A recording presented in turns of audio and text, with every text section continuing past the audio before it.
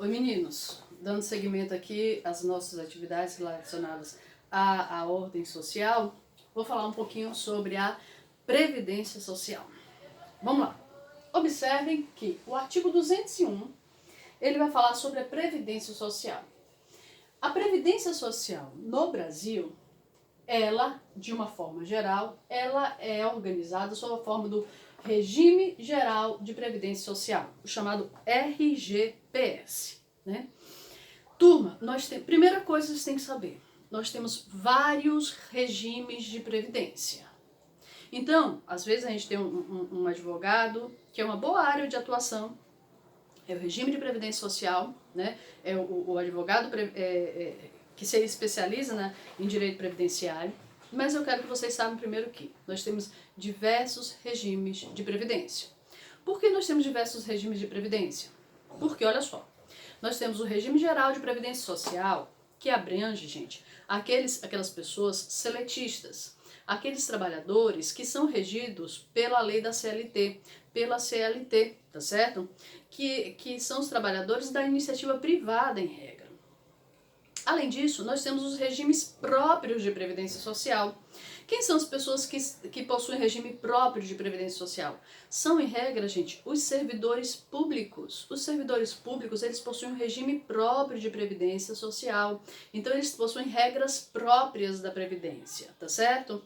E aí, turma, dentro desse regime próprio de previdência, cada categoria vai ter um regime de previdência próprio. Então, assim, eu tenho vários regimes próprios de previdência social, de acordo com o número de servidores públicos, tá bom? Por exemplo, no estado da Bahia, nós temos servidores públicos do estado da Bahia que possuem o regime deles de previdência, né? Os servidores públicos federais possuem o regime deles de previdência social, tá bom? Então, nós temos vários regimes próprios de previdência. E nós também temos, gente, a previdência complementar. O que é a previdência complementar? É quando você, por exemplo, os regimes privados de previdência. Você pode buscar uma instituição financeira e fazer uma previdência privada, né? Uma contribuição para uma previdência privada. Então, observe, a gente não tem um único regime de previdência. Nós temos diversos regimes de previdência. Então, cada caso, a pessoa vai te procurar e aí você tem que ver qual é o caso dela, em qual das previdências ela está dizendo, né? Eu já conheço pessoas que têm 2, 3, 4 previdências, né? Por exemplo, servidor público, que trabalha também na iniciativa privada e possui um regime de previdência complementar. É possível a pessoa ter 3 aposentadorias? É possível sim, mas aqui, quando a gente está falando sobre a Constituição, nós vamos falar sobre o regime geral da Previdência Social, basicamente aqueles que se referem aos empregados seletistas, tá bom? Primeira característica, vou falar novamente com vocês regras gerais e depois a gente vem aqui para a Constituição para ler alguns artigos da Constituição que falam sobre esse assunto. Primeira coisa, ao contrário da saúde, que não é necessário que você contribua para que você tenha acesso à saúde, a Previdência Social, ela é uma parte da Seguridade Social, tá certo? Lembramos que Seguridade é Previdência, Assistência e Saúde. A saúde não é contributiva. Já vou adiantar para vocês, a assistência social também não é contributiva, mas a Previdência Social é contributiva sim. Então, primeira coisa, você só vai ter acesso aos benefícios previstos na Previdência Social se você é trabalhador e se você contribui para a Previdência Social, ou se você é empregador e você contribui para a Previdência Social, se você é autônomo e se você contribui para a Previdência Social. Tá certo? Então, a Previdência Social, ela é contributiva. Só tem acesso aos benefícios da Previdência Social aquelas pessoas que contribuem para a Previdência Social, tá certo? E ela é de caráter contributivo e de filiação obrigatória. Então, turma, olha só. Se você é empregador, você obrigatoriamente tem que assinar a carteira do seu empregado e tem que filiar ele ao regime de previdência social. Se você é empregado, você tem que tirar a sua carteira de trabalho e a ela vinculada ao seu número da previdência social. Ela é de filiação obrigatória, tá certo? A gente vê às vezes o pessoal fazendo aí, professor, mesmo se for contrato temporário, mesmo se for contrato temporário, tá bom? É de filiação obrigatória a previdência social. Observados os critérios, então ela será organizada, né? E será observados os critérios que preservem o equilíbrio financeiro e atuarial e atenderá na forma da Lei A. Então, observe o que a Previdência Social atende. A quem a Previdência Social atende? Quem são os segurados da Previdência Social? Já disse que os segurados da Previdência Social são aquelas pessoas que contribuem. E quais são os eventos que a Previdência Social engloba? Vamos lá. Cobertura dos eventos de incapacidade temporária ou permanente para o trabalho. Cobertura dos eventos de incapacidade temporária. O que é um evento que lhe impossibilita temporariamente de exercer atividade laboral? Acidente, auxílio acidente, doença, auxílio doença, tá certo? São benefícios previdenciários. Auxílio acidente, auxílio doença e idade avançada. Olha só, idade avançada, cobertura de idade avançada. O que é a cobertura de idade avançada? Normalmente o quê? Aposentadoria. Aposentadoria. A aposentadoria por idade, né? Aposentadoria por idade. Então, é um benefício pago pela Previdência Social. Então, a Previdência Social cobre os eventos relacionados à saúde, à incapacidade para o trabalho em razão de saúde, de acidente ou incapacidade para o trabalho em razão de idade avançada. Qual outro benefício a Previdência Social traz? Proteção à maternidade, especialmente à gestante. Gente, é aquela situação da licença maternidade. A mulher trabalha, é empregada, contribui para a Previdência Social, tá certo? E a mulher engravida. Ela tem o direito constitucional garantido de receber aquele salário maternidade, enquanto ela estiver durante o chamado período de licença maternidade, aquele período de 120 dias, né?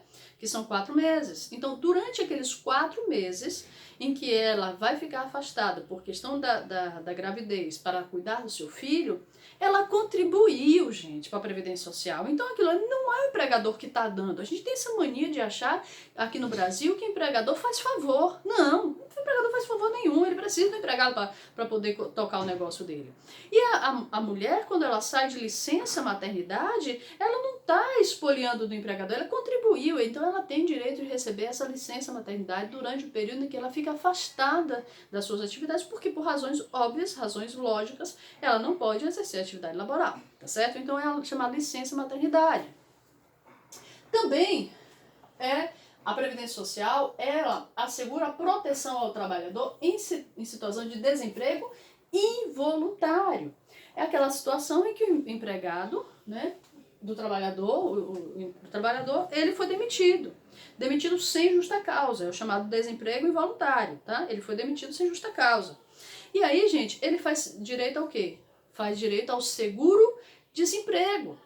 Ele faz direito ao seguro, ele faz jus ao seguro-desemprego. Ele contribuiu para a Previdência Social e quando ele perder o emprego, ele vai ter direito ao seguro-desemprego. Então, não é um dinheiro que o governo dá para ele. Ele contribuiu e ele está tendo, durante um determinado período, né? Nós temos as regras específicas. Ele vai fazer jus a esse seguro-desemprego para que ele possa, durante esse período, arranjar um outro emprego, porque ninguém gosta de ficar desempregado também, tá bom? Então, o seguro-desemprego também é um direito previdenciário, o salário família e o auxílio reclusão. Aí, galera, é aquela parte do Facebook que me irrita completamente. Vamos lá. Salário família e auxílio reclusão para os dependentes dos segurados. Olha só a palavrinha. Dependentes dos segurados de baixa renda, né? De baixa renda. Então, observe. Quando o segurado ele é de baixa renda, normalmente salário mínimo, ele contribui para a Previdência, mas ele também recebe um salário família, que é um valor pequeno, gente. É uns R$50, se eu não me engano, hoje em dia, uns R$50. Então ele recebe, é um segurado baixa renda, ele contribui, ele está trabalhando, o cara está trabalhando e ele recebe esse seguro, esse salário família, né? De baixa renda de acordo com o número de dependentes que ele tem. Se ele tem filho, é calculado de acordo com o número de dependentes que ele tem. Tem um filho, tem 2 filhos, até uma determinada idade ele recebe esse salário família. E, gente, é pago em razão de dependentes, né? Então, o sujeito trabalha e tem filhos menores. Ele recebe esse salário família em razão dos filhos menores, uma espécie de complementação, gente, de renda, porque ele já recebe pouco. Ou auxílio reclusão pago aos dependentes de segurados. Então, o cara que foi preso, aquele cara que está preso, ele contribuía para a Previdência. Quando a gente fala auxílio para preso, pago para preso, por quando o cara sai. Não, que história! O povo não estuda, tá certo? Esse auxílio, ele é pago para os dependentes daquela pessoa que foi presa. Da pessoa que foi presa. E aquela pessoa que foi presa contribuía para a Previdência. Então, gente, bandido, ladrão, tá certo? De galinha, traficante de drogas, tá certo? Eles não contribuem para a Previdência, eles não vão lá pagar a contribuição para a Previdência. E se pagar, vai ter direito. Só vai ter direito se pagar. Então, assim, a gente tem que parar com essa história de que vai pagar para preso. É maluquice, é coisa de quem não estuda, tá certo? Vamos parar com essa maluquice. E de propagar essa maluquice. Também é pago pela Previdência Social a pensão por morte do segurado, ou seja, a pessoa trabalhou a vida inteira ou trabalhou um dia só, um mês só.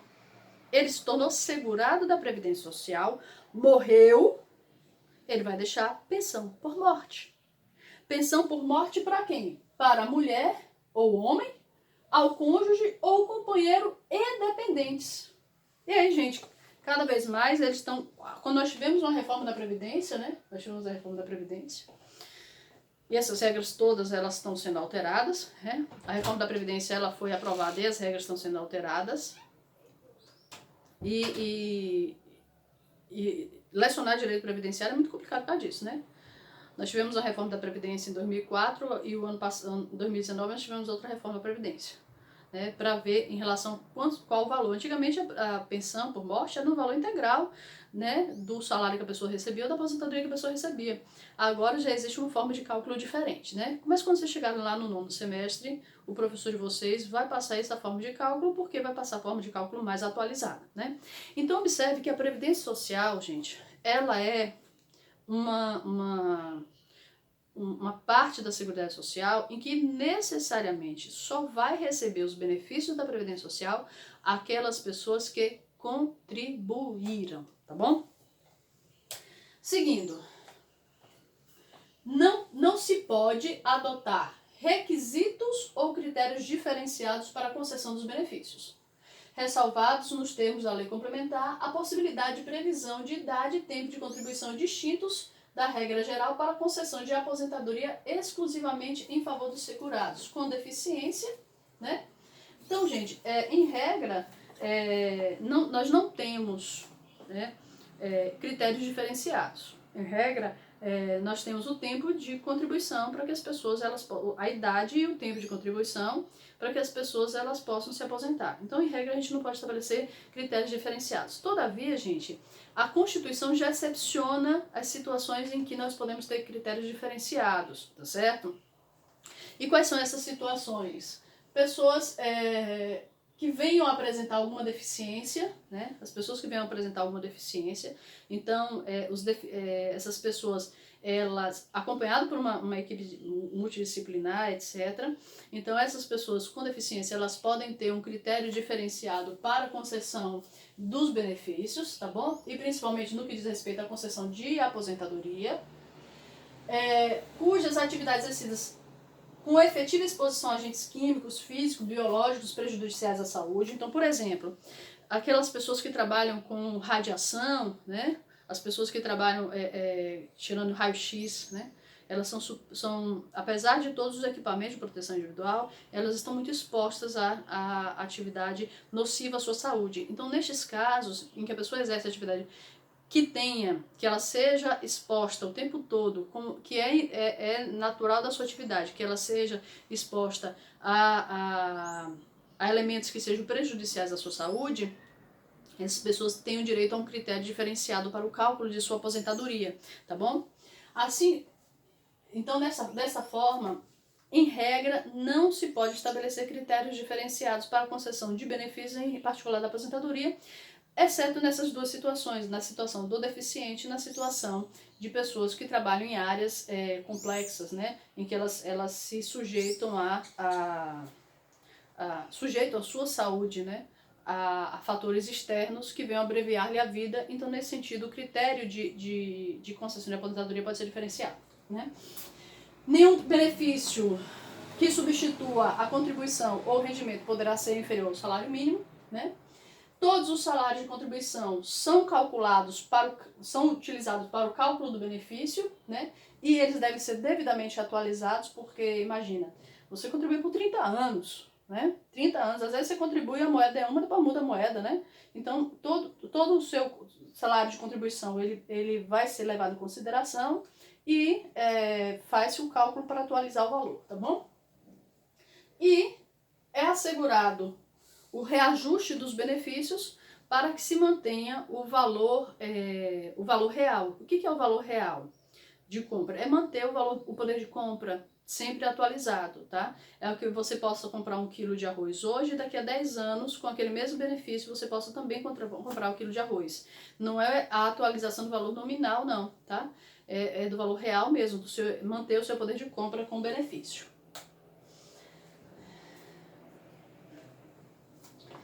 Quem participa do regime próprio de previdência não pode, trabalhando, olha só, a gente tem que ter cuidado na interpretação do parágrafo 5º. Uma pessoa pode ter mais de um regime de previdência. Eu sou uma pessoa que tem mais de um regime de previdência. Eu sou servidora pública e trabalho na Mato Thaís, onde eu sou empregada seletista, tá certo? Eu tenho minha contribuição descontada da minha folha de pagamento para a Previdência Pública e eu tenho minha contribuição descontada da minha folha de pagamento para a minha Previdência Privada, tá certo? Eu posso ter 2 regimes de previdência. Se eu contribuir para uma previdência complementar em um determinado banco, eu tenho direito também a uma terceira aposentadoria. Agora, é o seguinte, veda-se a filiação ao regime geral de previdência social na qualidade de segurado facultativo de pessoa participante do regime de própria previdência. Então, assim, a pessoa de repente só é servidora pública, ela não pode, ela não vai falar assim, eu quero participar do regime geral de previdência porque é melhor para mim do que esse regime próprio, tá bom? Veda a Constituição, veda isso aqui, né? A gratificação natalina é o 13º, né? Salário pago aos aposentados e pensionistas terá por base o valor dos proventos do mês de dezembro de cada ano. É assegurada a aposentadoria no regime geral de previdência social nos termos seguintes e condições estabelecidas. Observe que nós tivemos uma redação de 2019, né? Então, quem é que se aposenta pelo regime geral de previdência social? 65, primeiro critério, idade. Homem, o mínimo para ele se aposentar, 65 anos. Mulher, o mínimo para ela se aposentar, 62 anos. Então, critério de idade. 60 anos de idade se homem e 55 anos de idade se mulher para os trabalhadores rurais que exerçam as atividades no regime de economia familiar, incluindo o produtor rural, o garimpeiro e o pescador. Então, para o trabalhador rural, homem 60, mulher 55 anos de idade. Gente, normal, tá? Essas atividades são muito penosas, então diminui-se um pouco o tempo de idade para a aposentadoria. O requisito de idade a que se refere o inciso 1 do parágrafo 7º será reduzido em 5 anos para o professor que comprove tempo efetivo de exercício nas funções de magistério na educação infantil, no ensino fundamental e médio. Turma, dar aula para vocês é fácil. Dar aula para vocês é fácil. E aí agora, nesse período de endemia, né, a gente está acompanhando como é que as mães ensinam esses meninos menores a ler, né? Os pais e as mães aí, falei mães, né? Mas pai e mãe, a função dos dois, a obrigação dos dois. Para ensinar um menino a ler, é uma atividade mágica. Né? É insalubre.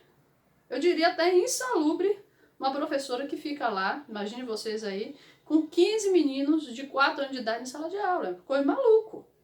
Tá? Então eles se aposentam um pouco mais cedo. Eles ficam doidos mais cedo também, viu? Para fins de aposentadoria será regulada a contagem recíproca, e aqui é questão de contagem de tempo para para a contribuição do regime geral e regime próprio. Tempo de serviço militar também conta, tá bom? Esses benefícios previstos na Constituição, turma, são exemplificativos. A Constituição ela traz alguns exemplos de benefícios. Porém, por meio de lei complementar, observe que a Constituição exige lei complementar, e aí você já sabe como é que se faz a lei complementar, qual é o core, a diferença, né, entre lei complementar e lei ordinária. Esses benefícios eles podem ser ampliados, né? Não podem ser suprimidos, mas eles podem ser ampliados. E aí exige-se uma lei complementar para ampliar, né, para disciplinar a cobertura dos benefícios não programados, né, e ampliar os benefícios. Ganhos habituais do empregado a qualquer título serão incorporados ao salário para efeito de contribuição previdenciária e respectivos benefícios. O que são esses ganhos habituais? Vamos pegar aqui um exemplo. Que você habitualmente ganha em PL, participação nos lucros, você é trabalhador e tem um PL. E durante os 30 anos que você trabalhou, que você contribuiu, e você recebia essa PL. Isso integra aos valores da sua contribuição e vai integrar também para cômputo, seja da sua aposentadoria, seja para algum benefício, vamos supor que você seja demitido, vai ser utilizado também para estabelecer o valor do seu auxílio-desemprego. A partir do parágrafo 2º, né, 12, ele vai falar sobre o sistema especial de inclusão previdenciária para os trabalhadores de baixa renda. E aí, gente, no que diz respeito aqui, quem é trabalhador de baixa renda, é possível a adoção de uma alíquota diferenciada, uma alíquota menor, né? O importante é incentivar a contribuição dele para que quando ele se encontre numa situação de vulnerabilidade, ele possa acessar a previdência social, né? Veda-se a contagem de tempo fictício. E aí, gente, eu vou dar um exemplo para vocês o que era esse exemplo fictício. É tempo em que você, por exemplo, no serviço público, tá? Vou dar um exemplo de serviço público. Antigamente, hoje a gente ainda tem o direito a uma licença prêmio de 3 meses, ou seja, é o direito de a cada 5 anos, se você não tem nenhuma falta grave, etc., você tem direito a ter uma licença de 3 meses, que você pode gozar de 3 meses para descanso, para reciclagem, para o que quer que seja. Você pode tirar esses 3 meses de férias, vamos supor assim. É uma licença prêmio, é um prêmio. Antigamente se computava, a pessoa tinha direito a essa licença prêmio, se ela não tirasse a licença prêmio, esse prazo de 3 meses ele era contado em dobro para fins de aposentadoria. Ou seja, era muito comum a pessoa acumulava, se a cada 5 anos, né, você tem aí 30 anos de contribuição dividido por 5, dá 6 licenças prêmios, você teria direito a 6 licenças prêmios. 6 licenças prêmios de 3 meses, né, então isso daria 18 meses. Então, normalmente era comum as pessoas chegarem no final da aposentadoria, ela tinha 18 meses aí que ela poderia utilizar, se afastava antes, né, do seu trabalho e usava, na verdade, que eles faziam o seguinte, essa licença prêmio era contada em dobro. Então, 18 vezes 2 dava 36 meses, ou seja, 3 anos. Essa licença prêmio ela era contada em dobro. Se a pessoa não tirasse a licença prêmio, essa licença prêmio ela era contada em dobro para fins de aposentadoria.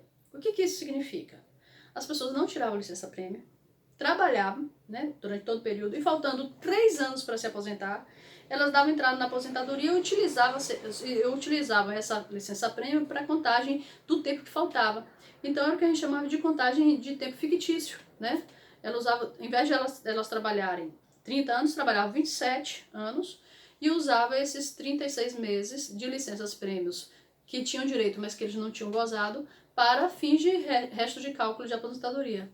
E aí, isso agora é vedado, observe, é vedado, e essa vedação ela foi incluída em 2019.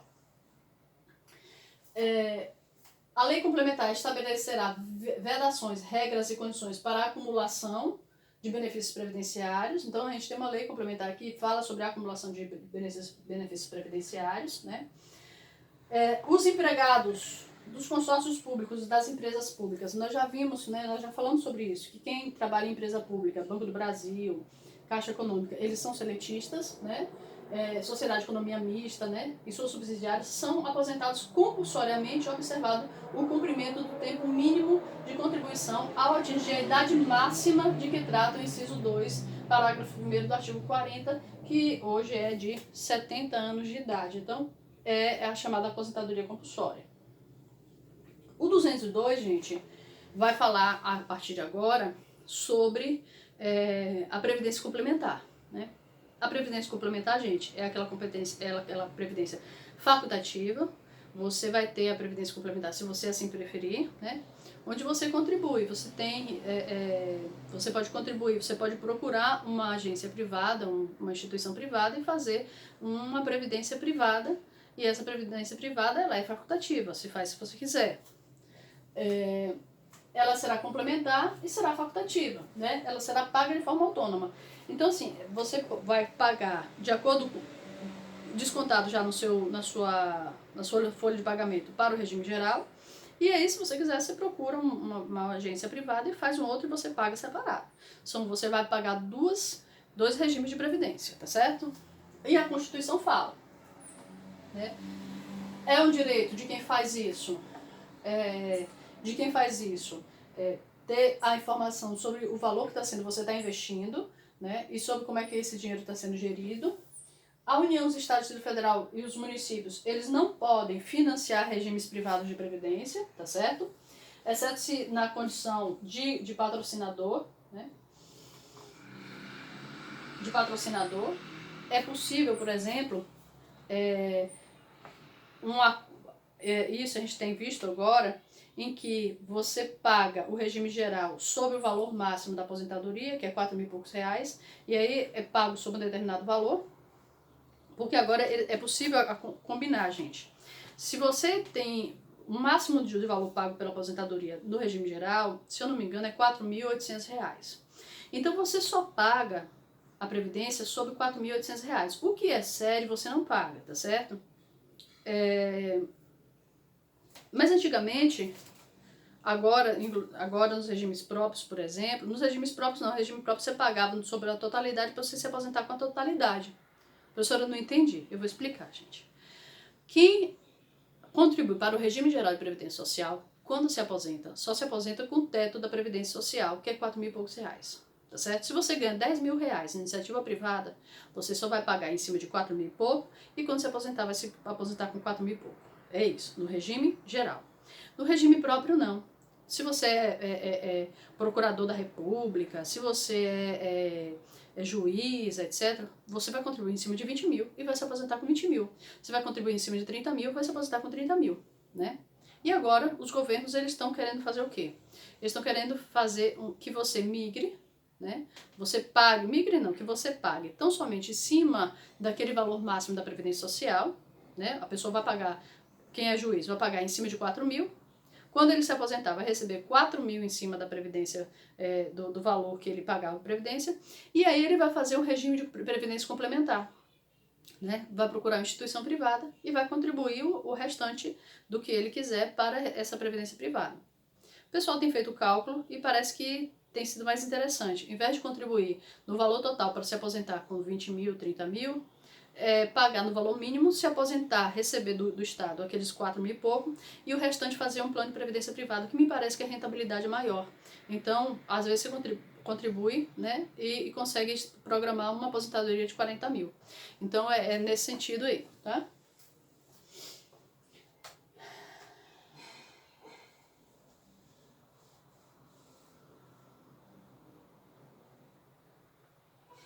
Toda essa questão da previdência complementar, turma, ela será disciplinada por meio de lei complementar. Para a gente acabar essa parte da Seguridade Social, vou falar um pouco sobre com isso a gente termina a Previdência Social, tá? Lembrando que vocês têm a disciplina de Direito Previdenciário, em que vocês vão se aprofundar, vocês vão ficar 6 meses se aprofundando só nisso aqui que eu falei agora, em 10 minutos, em 20 minutos, não sei. Mas vamos falar agora, gente, sobre a assistência social. Vamos lá. A assistência social, gente, ela é não contributiva. Então, todas as pessoas que dela precisarem vão ser assistidos pela assistência social. E a assistência social, se vocês forem parar para pensar, ela diz respeito a pessoas em situação de grande vulnerabilidade, seja física, seja mental, mas que não seja relacionada à questão da saúde, né? Não seja relacionada à questão da saúde. A sua vulnerabilidade não é uma vulnerabilidade física em termos de saúde, é uma vulnerabilidade em termos de situação social. Então, para essas pessoas que não contribuem para a Seguridade Social, existe a chamada assistência social. Tá? Então, a assistência social está prevista no artigo 203. Será prestada a quem dela necessitar, independentemente de contribuição à Seguridade Social. E quais são os objetivos da assistência social? Proteção à família, à maternidade, à infância, à adolescência e à velhice. Gente, nós temos 2 estatutos que consagram a assistência social. O Estatuto da Criança e do Adolescente e do Jovem, da Estatuto da Criança, do Jovem e do Adolescente e o Estatuto do Idoso, né? E ali nós temos as várias atuações da assistência social, né? O amparo às crianças e adolescentes carentes, a promoção e integração ao mercado de trabalho. Então, a pessoa que trabalhava, né, a pessoa que trabalhava e que perdeu o seu emprego, ela vai ter direito ao seguro-desemprego quando ela contribuiu, mas ela também tem o direito a uma assistência social. Por exemplo, gente, os assistentes sociais fazem muitos projetos de melhoria em termos de mão de obra, né? Em termos de mão de obra, de capacitação, né? A capacitação, principalmente hoje pelo Sistema S de saúde, o Sistema S, né? O Senai, Senac, são atividades um pouco também de assistência, né? Mas a assistência basicamente é em termos de capacitação. A gente vê muitos assistentes sociais trabalhando em comunidades para melhorar a forma, né, que aquelas comunidades elas podem, por exemplo, prestar seus produtos, né? Trazer um valor agregado aos seus produtos. Então, atividade mesmo de qualificação dessas pessoas. A habilitação e reabilitação das pessoas portadoras de deficiências e a promoção de sua integração à vida comunitária. A garantia de um salário mínimo de benefício mensal à pessoa portadora de deficiência ou idoso que comprove não possuir meios a prover a própria manutenção ou tê-la promovida por sua família, conforme dispuser a lei. Gente, aí é o BPC-LOAS. O que é o BPC-LOAS? É o benefício de prestação continuada.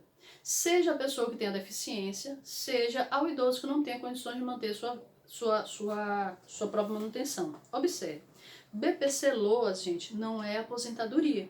A aposentadoria é pago pela Previdência Social para quem contribuiu. O BPC-LOAS, o BPC, que é o benefício de prestação continuada, é pago para a pessoa deficiente. Vamos pegar aqui o exemplo deficiente que recebe o BPC, aqueles meninos que nasceram com Zika, né? Aquelas crianças que foram afetadas, né, por causa da Zika, né, que tem uma certa deficiência, né? Então, aquelas mulheres que pariram na questão do quando que nasceram com microcefalia, né, por causa da Zika, etc. São pessoas deficientes. Como é que aquela criança vai se manter quando chegar a uma determinada idade adulta? Não tem condições. Como é que uma mãe de baixa renda que tem um filho com microcefalia vai se manter? Não tem condições. Então, a assistência social ela vai pagar esse benefício de prestação continuada no valor de um salário mínimo para não deixar essa pessoa morrer de fome. Tá? Assim como também, gente, aqueles idosos com mais de 60 anos, sabe? Aqueles que nunca contribuíram para a Previdência Social. É aquela senhora, gente, que o marido trabalhava, né? Ou aquela senhora que trabalhava lavando roupa, né? Criou os filhos lavando roupa. Ou que trabalhava como doméstica, ou trabalhava como faxineira e que não tinha condições de pagar a Previdência Social. Quando chega a 60 anos de idade, gente, o corpo não vai mais. Vai fazer o quê? A pessoa vai morrer de fome? Não. Aí a gente tem assistência social que vai pagar esse chamado BPC, né? BPC. É o que o povo chama muito de aposentadoria, mas não é aposentadoria. É um benefício de prestação continuada pago pela assistência social. Não é aposentadoria porque não é pago pela Previdência Social e não é fruto de contribuição, né? Então, assistência social é pago nessas situações. Quais são as diretrizes? Quais são os princípios da assistência social, né? Descentralização político-administrativa, cabendo a coordenação e as normas gerais à esfera federal. A execução, ela cabe à esfera estadual e municipal. A participação da população, né? Em relação às políticas de assistência. É facultado aos estados e Distrito Federal vincular o programa de apoio à inclusão e promoção social até 0,5% da sua receita tributária. Então, é permitido que eles vinculem parte da sua receita tributária aos programas de assistência social. Agora, não pode efetuar com esse dinheiro o pagamento de despesas com pessoal, encargos sociais, dívida e qualquer outra despesa que não seja ligada ao programa, aos programas e apoios vinculados. Então, meninos, isso é o que nós chamamos de assistência social. Espero que vocês tenham tido mais ou menos uma noção do que é a Seguridade Social e o seu tripé: assistência, previdência e saúde. Eu vou gravar um outro vídeo para falar sobre o restante dos pontos relacionados à ordem social.